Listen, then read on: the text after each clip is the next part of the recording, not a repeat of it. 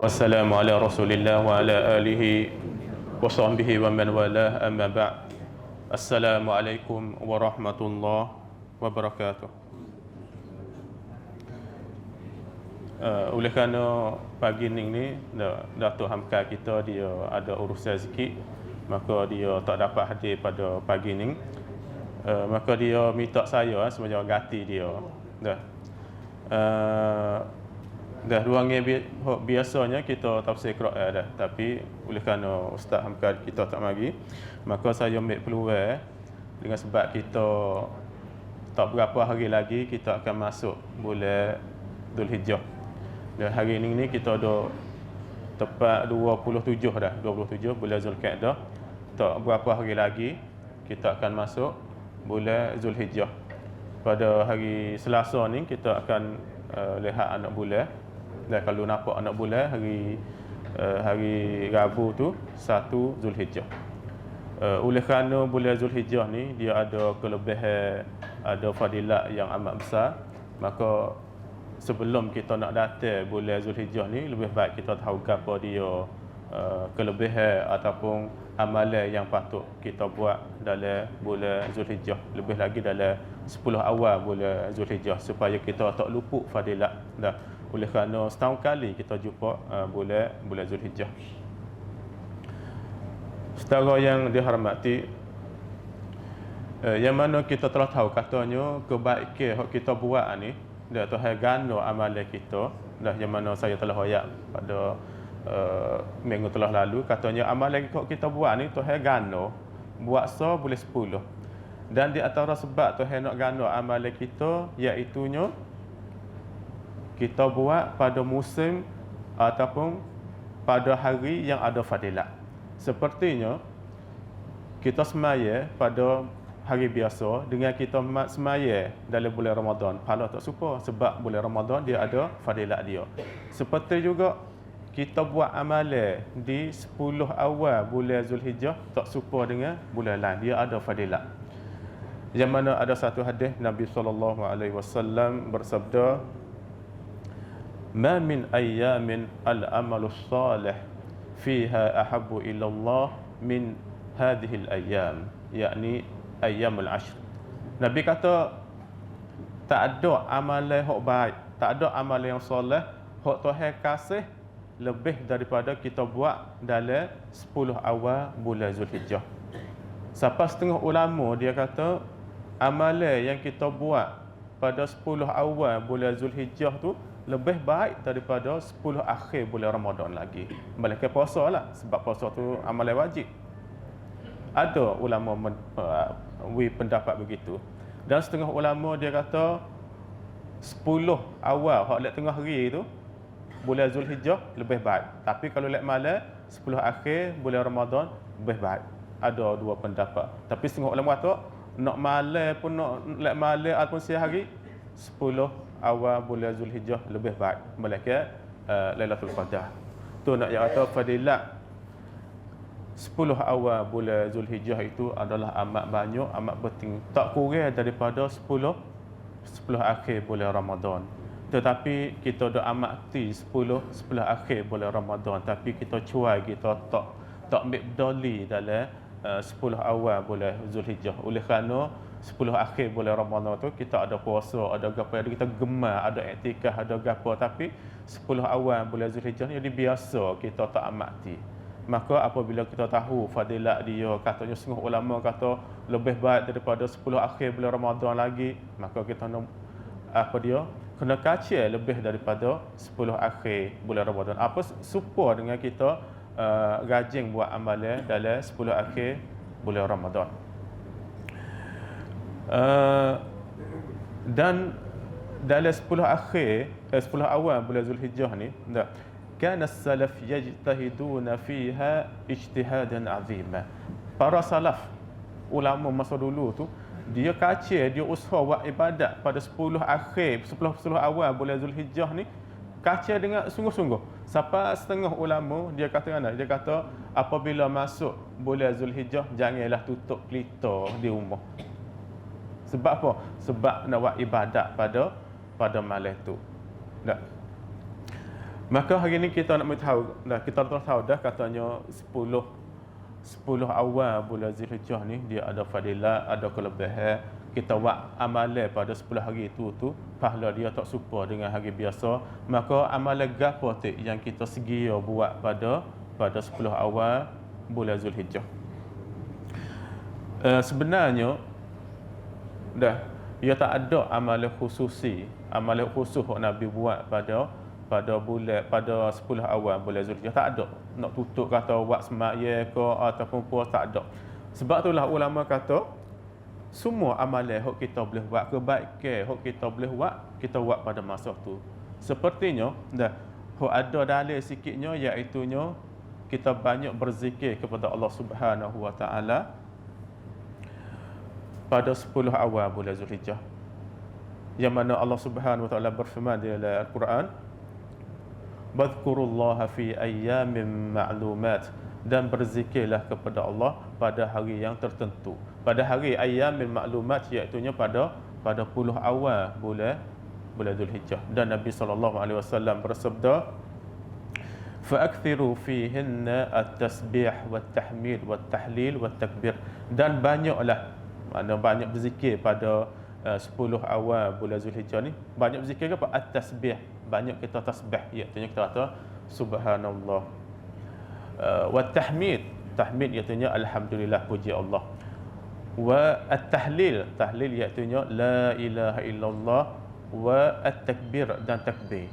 Kita banyak kata subhanallah, alhamdulillah, la ilaha illallah, dan Allahu akbar. Kita nak baca asing-asing pun tak apa, baca Allahu akbar dulu, lepas pada tu alhamdulillah, ataupun kita nak baca sekaligus pun tak ada apa. Subhanallah, alhamdulillah, wala ilaha illallah, wallahu akbar pun tak apa. Banyakkan zikir, dan zikir lain-lain lagi lah. Kita banyakkan zikir pada 10 awal bulan Zulhijjah. Dan memanglah kita berzikir ni biasa kita duduk zikir dah, tapi kita nak membanyakkan. Nabi kata fa'akthiru, membanyakkan zikir pada 10 awal bulan Zulhijjah. Dan memanglah berzikir ni ada fadilat banyak. Sampai ada seorang sahabat yang kita tanya Nabi, katanya ajaran dalam Islam ni banyak, amalan yang Nabi suruh buat dalam Islam ni banyak, benar, puasa, laga, apa, banyak perkara. Maka sahabat seorang ni tanya tu, gojaklah satu amalan hok kami nak pergi sungguh, amalan gapo dia. Maka Nabi kata, la yazalu lisanuka ratban min zikrillah. Maka sentiasalah lidah kamu tu duk basah semua. Basah gapo dia? Duk berzikir kepada Allah Subhanahu wa taala. Maka ulama dia kata, sebab kita sentiasa duk berzikir kepada Allah ni, ia memudahkan kita untuk nak buat amalan lain. Kita rasa payahnya nak bangun semaya, payahnya nak puasa, payah, susah hati. Maka dengan sebab kita duk berzikir semua ni, jadi amalan lain tu jadi mudah kita nak buat. Itu di antara fadilat kita berzikir kepada Allah Subhanahu wa taala. Dan satu hadis lagi Nabi kata, man syaghalahu dzikri, ini hadis kudusi ni, Tuhan kata, man syaghalahu dzikri an mas'alati a'taituhu akthara ma a'taitu lis-sa'ilin. Allah kata, siapa yang duk mukmun, duk sentiasa duk zikir kepada aku semua, Tuhan kata, aku akan nak beri kepada dia ni banyak daripada orang yang duk berdoa pada dia. Belah mana? Orang yang sentiasa duk berzikir kepada Allah, lidah yang ni semua duk berzikir kepada Allah Subhanahu wa taala, Tuhan nak uwi hajat kepada dia tu lebih banyak daripada orang yang sentiasa orang yang duk minta doa. Orang yang duk minta doa dia minta dah, tapi orang yang duk berzikir kepada Allah semua walaupun dia tak minta, Tuhan nak uwi kepada dia. Sebab Tuhan tahu kata hajat dia nak gapo. Tuhan tengok hajat dia, Tuhan uwi selalu dah. Orang yang sentiasa duk berzikir kepada Allah Subhanahu wa taala. Maka marilah kita sentiasa semua duk berzikir kepada Allah Subhanahu wa taala. Orang belah ning ni walaupun dia tak minta doa, Tuhan uwi hajat dia. Sebab Tuhan tahu gapo dia hajat manusia.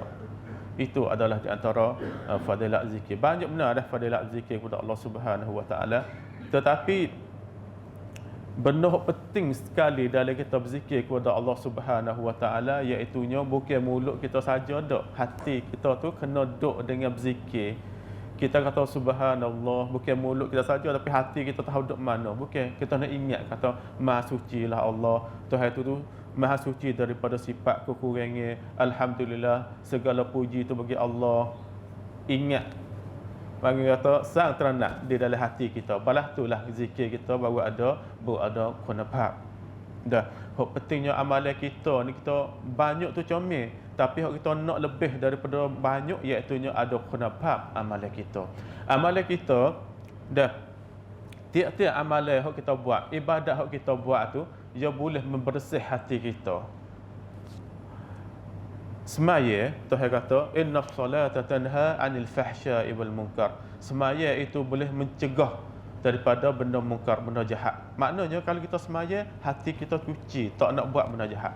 Puasa, Allah kata puasa itu la'allakum tattaqun, boleh hati kita ni menjadi orang yang bertakwa. Sedekah ni boleh menghapuskan dosa kita. Maknanya semua ibadah kita buat tu dia boleh mencucikan ibadat kita. Tapi kalau kita duk buat ibadat, duk puasa, duk keluar zakat, duk gapo semua, tapi hati kita tu masih duk gelisah, masih ada nak buat benda jahat, maknanya ibadat kita tu tak ada kunafah. Dah, maka yang mana saya wayak, hak penting sekali amalan kita ada kunafah. Bukan kata nak banyak saja dak. Kunafah duk mana? Yang pertamanya adalah turut cara sunnah Nabi sallallahu alaihi wasallam, tapi yang penting sekali yang kedua, iaitu ikhlas kepada Allah Subhanahu Wa Taala. Kita semaya kita dengan ikhlas kepada Allah Subhanahu Wa Taala. Hati kita duk dengan semaya, khusyuk dalam semaya. Kita sedekah, hati kita ikhlas kepada Allah Subhanahu Wa Taala. Bukan kata kita sedekah hati kita kata kabur, balah tu maknanya sedekah kita tak ada ikhlas kepada Allah Subhanahu Wa Taala. Itu adalah amalan yang pertama yang kita banyakkan buat di dalam 10 awal bulan Zulhijjah. Dan di antara amalan yang kita sedia buat di dalam bulan Zulhijjah, iaitu kita berpuasa. Ya, memanglah dia tak ada hadis yang sahih kata Nabi itu suruh puasa di dalam bulan 10 awal bulan Zulhijjah. Tetapi di antara amalan baik yang para salaf segia duk buat di dalam 10 awal bulan Zulhijjah, iaitu banyakkan puasa. Boleh jadi kita ada soal, sebab apakah Nabi tak puasa? Ya, Nabi tak ada dalil kata Nabi itu puasa, tapi Nabi tak larang. Tapi hak Nabi suruhnya membanyakkan amalan soleh. Puasa tu amalan soleh, dak amalan soleh, maka bolehlah kita nak buat. Setengah ulama dia kata sebab apakah Nabi tak menentukan puasa di dalam 10 awal bulan Zulhijjah. Setengah ulama dia kata Nabi nak lepas kepada kita amalan gapo hak kita bahasa boleh buat, hak kita bahasa segia nak buat, kita buat banyak dalam bulan tu. Sebab kalau Nabi kata puasa, boleh jadi kita setengah orang tak ada puasa, jadi sebenarnya anak kecil hati tu tak boleh puasa, puasa noicai. Tapi Nabi lepas nak buat gapo buat. Hak pentingnya amalan yang soleh. Maka setengah di antara amalan yang soleh yang para salaf buat dan sahabat, iaitu membanyakkan puasa di dalam 10 awal bulan Zulhijjah. Lebih-lebih lagi pada hari Arafah, yang mana ada hadis kata kita puasa pada hari Arafah boleh mengampunkan dosa kita setahun yang telah lepas dan setahun yang akan datang. Dan itu adalah amalan yang kedua yang kita banyakkan buat di dalam bulan Zulhijjah, iaitu kita puasa. Dah, kita nak puasa semua pun tak ada apa lah dari 10 hari tu, melainkan hari raya lah, hari raya tak boleh puasa. Dan seterusnya amalan yang kita kena banyakkan buat di dalam bulan Zulhijjah, iaitu kita membanyakkan semaya. Semaya di sini maksudnya semaya sunat-sunat lah, semaya apa dah ni, semaya fardu ni tentu dah. Semaya sunat sama ada lek tengah hari dan lek malam. Hak penting lagi hak Solat malam. Yang mana ada hadis Nabi kata semaya sunat hok lebih afdal sekali iaitu semaya malam, semaya tahajud. Dah di dalam bulan Ramadan kita ada semaya tarawih. Maka di bulan Zulhijjah ni kalau boleh dah kita semaya tahajud tiap-tiap malam pada 10 awal bulan Zulhijjah, sebab fadilatnya tak serupa dengan bulan lain. Kalau kita nak kata semaya tarawih di bulan Ramadan dengan semaya lak malam pada bulan Zulhijjah, hak mana lebih baik? Hak tu khilaf ulama juga. Nak kata pentingnya semaya ibadat di dalam bulan Zulhijjah.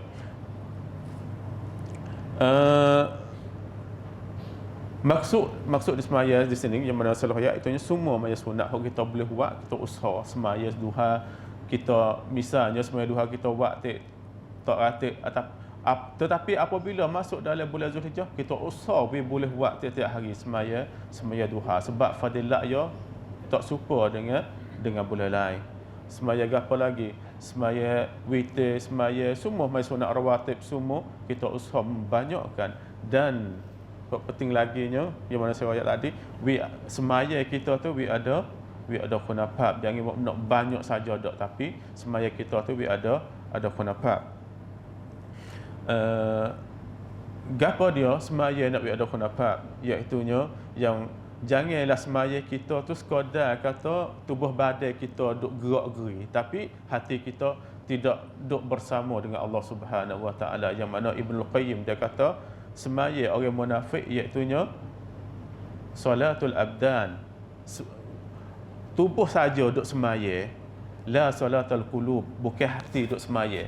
Ibnu Qayyim dia kata semaya balah tu adalah semaya orang munafik. Tapi semaya atau solat orang mukmin, hati dia pun duk semaya juga, bukan sekadar tubuh badan saja. Kalau tubuh badan saja duk semaya, itu adalah Ibnu Qayyim dia kata semaya orang munafik. Kita nak tahu kata semaya hak ada khunafat mimbalah mana, hati duk oleh semaya juga. Kita cuba dengar satu kisah yang mana ada seorang sahabat di satu malam tu dia kelik daripada satu pergi tengah jalan tu dia kena pakram lek malam dah.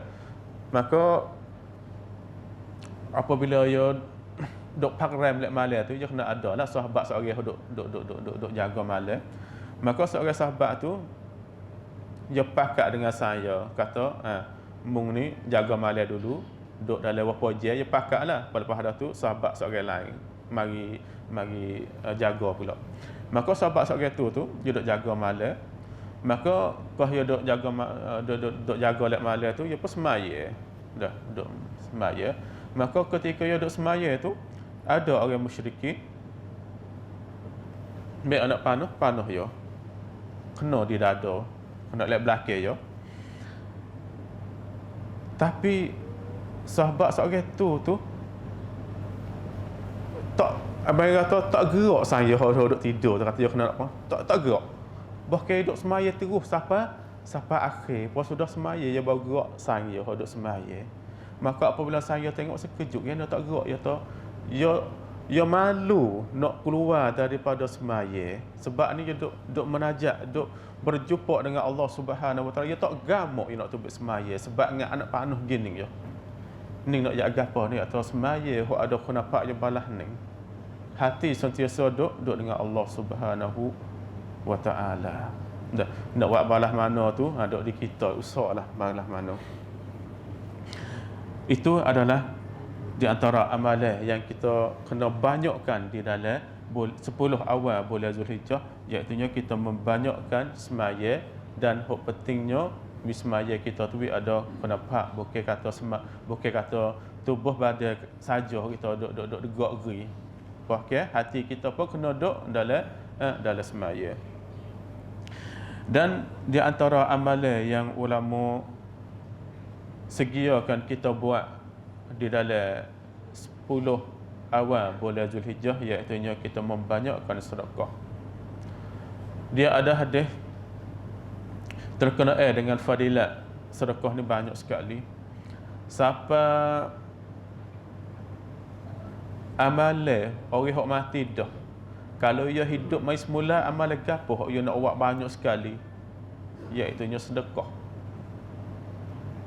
Laula akhartani ila ajalin qarib fa asaddaqa wa akum minas salihin.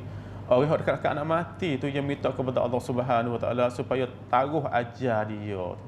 Nak mai buat gapo? Fa asaddaqa, aku nak sedekah. Sebab apa? Amalan lain banyak, semaya lah, puasa, tapi sebab apa yang nak buat sedekah? Sebab ia nampak pahala orang sedekah tu banyak di akhirat akhirat.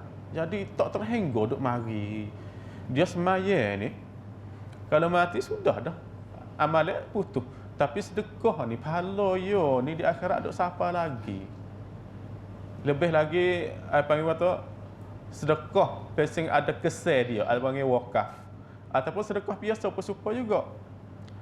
Lepas kita mati dah tu, pahala duk siapa lagi? Orang mati yang nampak pahala dia, maka dia minta kepada Allah Subhanahu Wa Taala nak mai ke bumi semula untuk nak sedekah, nak buat amalan ni sebab pahala yang banyak. Maka kita ni tak mati lagi. Ajar kita ada lagi, maka kita banyaklah sedekah.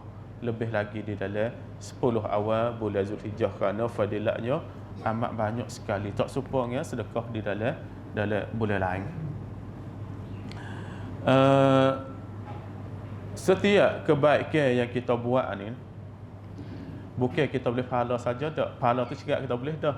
Tetapi di antara puang daripada kita buat kebaikan, nak kita nak boleh pahala, Tuhan ampunkan dosa-dosa kita. Lebih lagi amalan hak Tuhan royak tentu katanya boleh menghapuskan dosa kita, iaitu sedekah. Itu adalah di antara fadilat kita sedekah. Dan di antara fadilat sedekah iaitu sedekah ni Nabi kata dawu mardakum bis sadaqat. Mengubatlah cun raksa, cun yaya orang hok sakit tu dengan sedekah. Walaupun hadis ni ulama ada khilaf kata hadis ni sahih ataupun tak sahih, tetapi dari segi kesan sedekah tu sungguh sedekah tu boleh yaya, boleh raksa orang yang sakit. Saya rasa saya biasa ada satu kisah terkenaan dengan sedekah. Saya tak ingat saya pernah ayat ada lagi, tapi kalau biasa ayat ada ayat semula tak apa dah. Ada satu kisahnya terkenaan dengan fadilat sedekah. Cerita ni berlaku di negeri Arab, di negeri Mesir. Ada seorang dia tu sakit, jadi nyakit dalam lepuk, tak tahu nyakit apa dia. Maka ia pergi di negeri Eropah untuk nak pergi ubat nyakit dia. Maka bomo pun pesak kata gapo dia sakit dia tu. Maka dia dapati kata ia ni jadi maring dalam lamsai apa dalam krapok gitulah. Maka bomo kata ia ni perlu kena buat amaliyah, kena patak.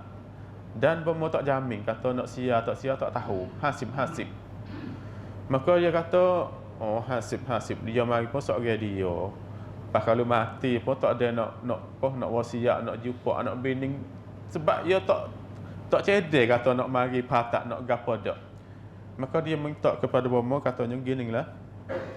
Dia minta kelik rumah dia tu boleh dak untuk nak pergi amla anak bini dia kalau mati kerana.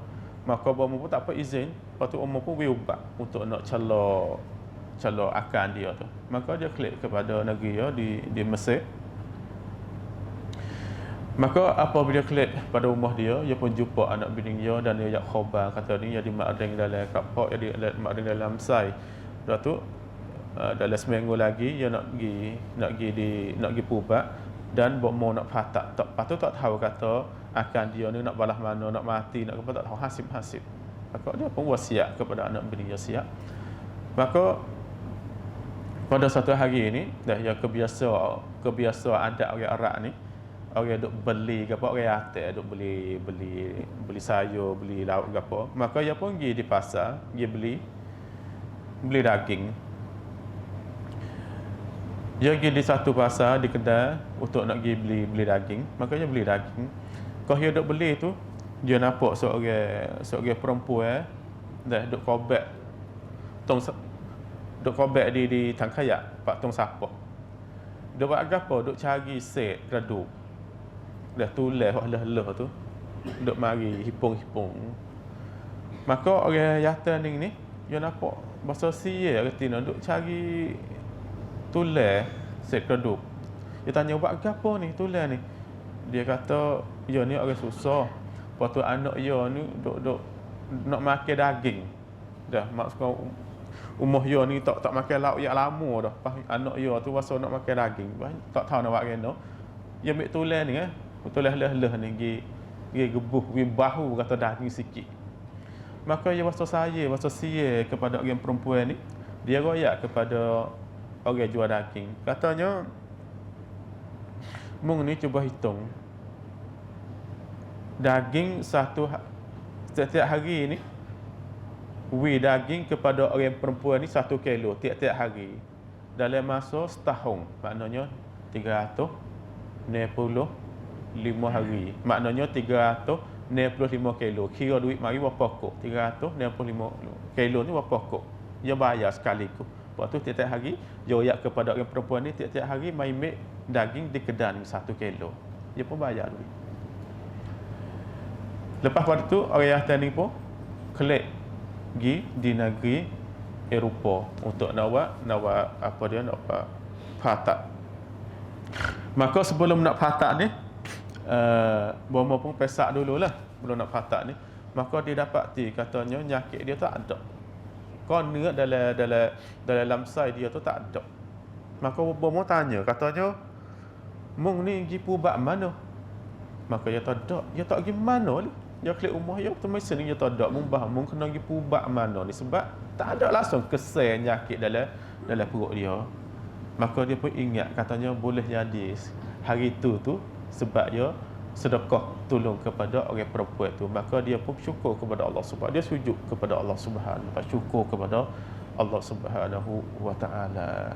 Dan itulah di antara fadilat kita sedekah, iaitu kita boleh gapo dia tu boleh kita raksa ubat penyakit.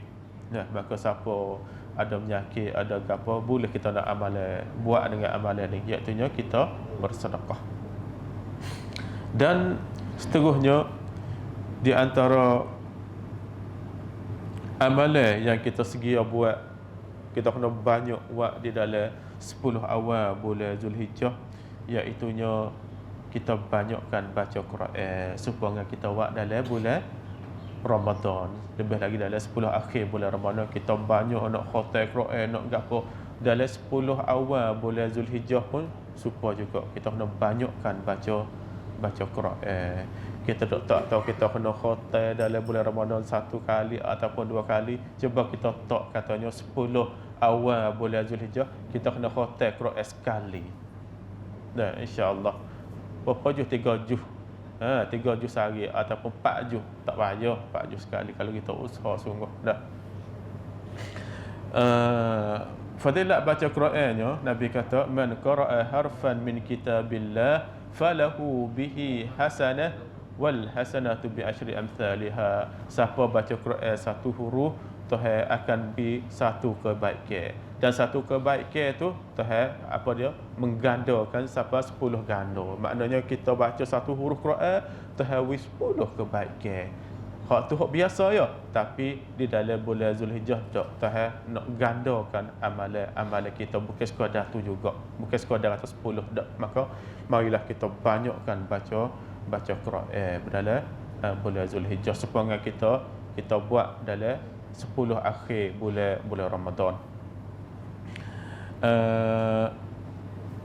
Dan kalau kita boleh pula, iaitu kita tadabbur Quran. Ya tadabbur ni dia bukan kata tahu makna dak. Tadabbur duk mikir dengan ayat Quran, gapo dia hok Tuhan nak duk mikir, hak ni panggil tadabbur.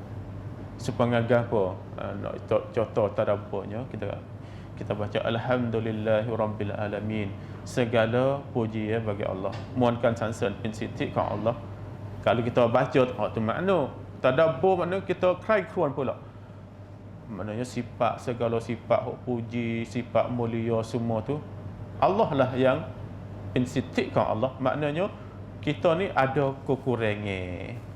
Kita ada kekurangan ni mai mana? Mai daripada kita tadabbur ayat Quran. Balah ni lah tadabbur, kita duk mikir ayat-ayat kuamai Quran. Hak tu panggil tadabbur. Tadabbur ni kena guna masa sikit. Boleh ada sejam tu, boleh ada 2-3 ayat gitulah. Nah.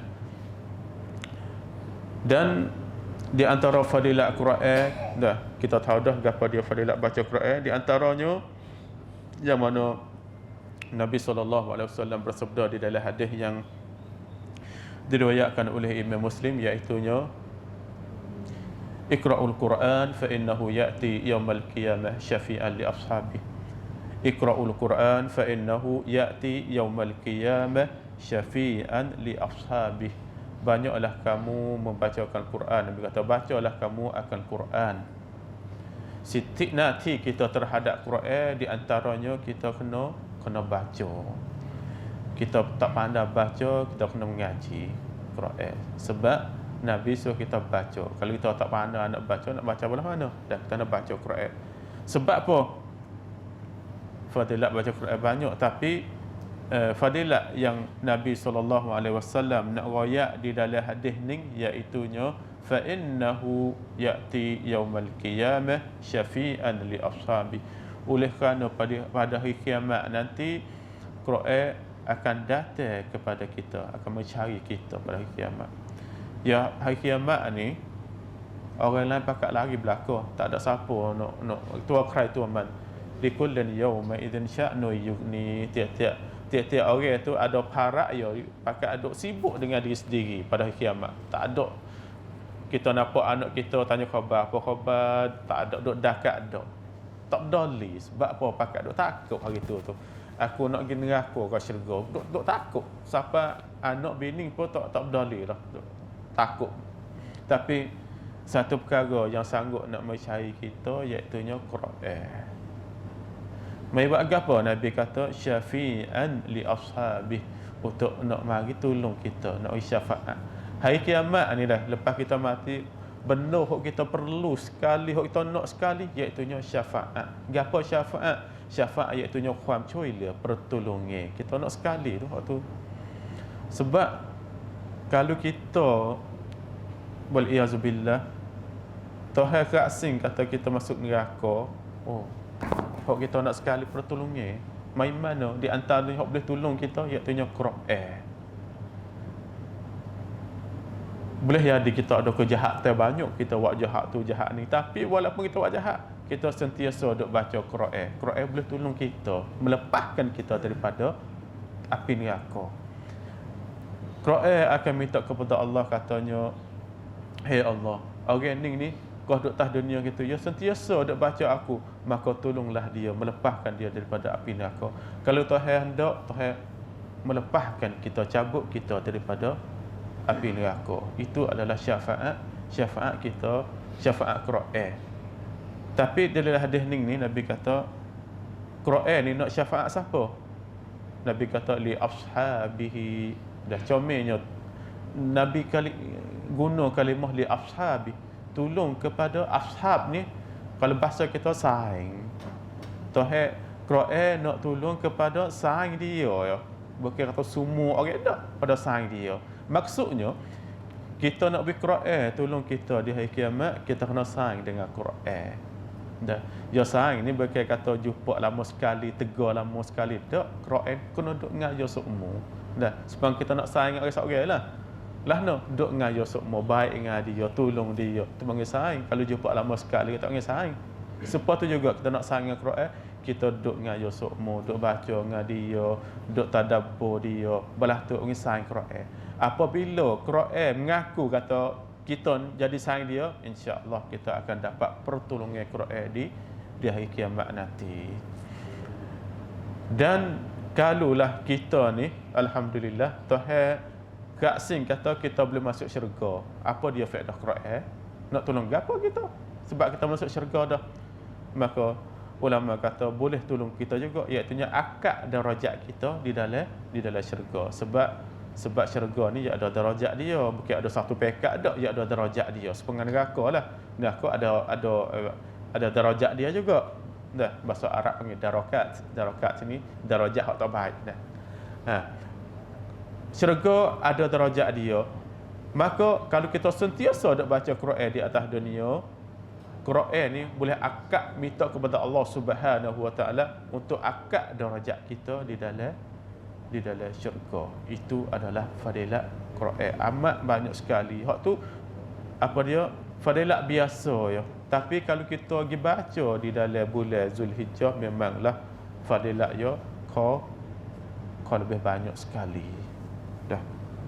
Maka kita banyaklah kita baca Quran di dalam bulan Zulhijjah.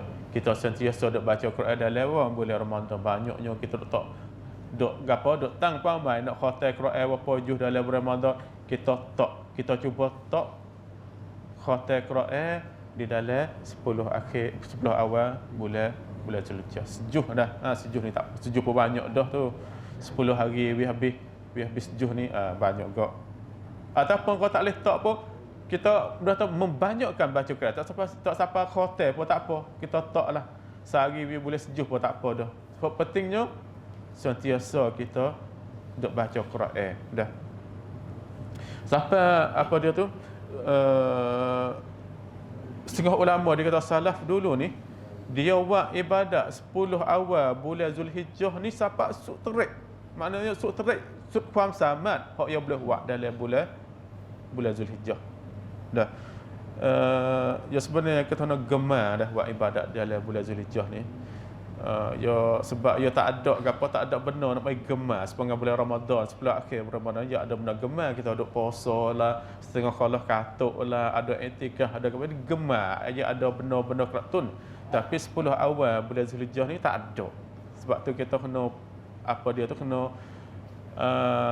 kena gemar diri kita sendiri dan keluarga kita dan orang lain. Sebab dia tak ada benar nak mikrat tu. Bahkan fadilat dia tu tak kurang daripada 10 akhir bulan Ramadan. Dan akhir sekali dah masa kita pun bermula, iaitunya amalan yang kita buat di dalam ni bukan dalam 10 awal bulan Zulhijjah taklah, iaitunya di dalam hari raya dan hari tasyrik, iaitunya bagi raya puasa, iaitunya kita kurban udhiyah. Dah. Yang mana Nabi SAW ni Nabi tak biasa tinggal. Dah udhiyah ni kurban ni Nabi tak biasa tinggal. Udhiyah ni bagi satu keluarga lah. Bagi satu keluarga boleh nak buat satu kurban. Maknanya kita kurban, kita niat kata kurban ni bagi aku dan bagi keluarga semua, tak apa. Nak kalau orang lain anak kita ada puasa dia nak buat suku pun tak ada apa. Udhiyah ni ya gini. Ya ada dua untuk nak kosi buat udhiyah ni. Dah. Kalau nak kosi pahala ni, orang nak tuai udhiyah, tuai kurban ni, dia boleh untuk ikut siapa untuk nak kosi pahala kelingan kita. Maknanya misalnya kita nak kurban dan kita niat kata kurban ni bagi kita dan bagi anak bini kita. Anak bini kita boleh pahala. Hak tu di segi kosi, di segi pahala. Tapi kalau kosi di segi duit boleh tak? Misalnya lemung segi ataupun kambing seekor nak kosi di segi kosi duit itu banyak daripada seorang tak boleh. Faham tak? Lemung seekor hak tu tak apalah, boleh 7. Tapi lemung segi tu nak kosi dalam tu tak boleh. Kambing ataupun biring seekor nak kosi dalam tu tak boleh. Kosi di sini nak kosi di segi duit lah. Tapi kalau nak kosi pahala, maknanya orang tuai kurban tu nak ambil siapa kosi le pahala, hak tu tak ada apa. Dah yang mana Nabi kita sallallahu alaihi wasallam ya dia korban dan dia kata korban ni bagi dia dan bagi umat dia pahala tu, maka tak apa nak kasih pahala, tapi di segi apa dia tu, di segi duit itu boleh boleh seorang. Dan masalah terakhirnya, dah kita tak tahu katanya tahun ni boleh tak kita nak buat semaya raya dengan secara ramai belah mana. Dia ada masalahnya kalau tak ada semaya raya, tak boleh nak buat semaya raya, kita nak korban belah mana. Sebab masa korban iaitu kena lepas daripada semaya. Maka ulama dia kata kalau takdir lah boleh jadi ada semaya raya. Kalau tak ada semaya raya, kita kat wela katanya boleh kita semaya pukul berapa semaya raya. Misalnya kita semaya pukul 7.30, semaya sudah pukul berapa kita kat wela. Mana pukul 8 ni sudah dah. Maknanya kalau ada semaya raya pukul 8 kita pun boleh korban. Dah. Maka ini adalah maka sedikit nasihat saya pada pagi ini terkena dengan fadilat ataupun amalan yang kita sedia buat pada 10 awal bulan Zulhijjah. Mudah-mudahan kita dapat boleh beramal semua dan kita akan dapat bahagia di dunia dan hari akhirat nanti. Dan masa kita pun telah sampai dah. Maka saya habis sekadar ni dulu. Wassallallahu ala nabiyyina Muhammad wa ala alihi wa sahbihi wasallam. Assalamualaikum warahmatullahi wabarakatuh.